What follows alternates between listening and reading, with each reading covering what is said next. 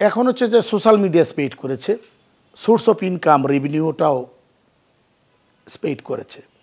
এখন তো প্রথমত হলো মিডিয়া পার্সনদের সীমানা, সেই বর্ডারটা উঠে গেছে। কেন বলি, আগে মিডিয়া পার্সন মানেই বুঝতো এরা এরা এরা, নাম ধরে বলতে পারতো।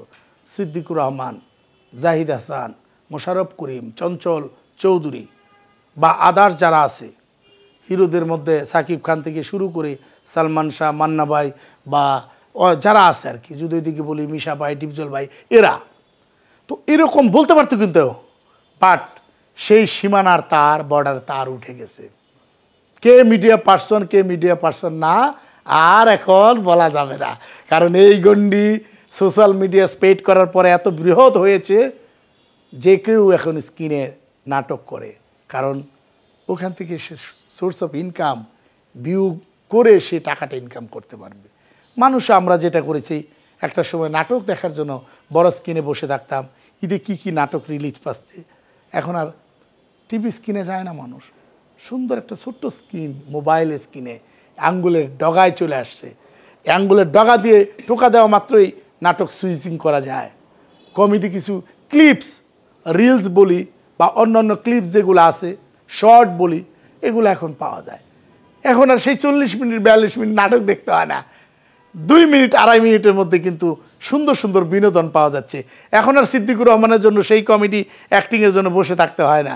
প্রচুর কমেডিয়ানরা 2.5 মিনিটের মতো কনসেপ্ট, শুধুমাত্র কমেডিয়ান না, দেশের রাজনীতিবিদরা, দেশের সাধারণ মানুষ যারা স্ক্রিনের সাথে সবসময় জড়িত, তারাও প্রচুর পরিমাণে মজা দিয়ে যাচ্ছে।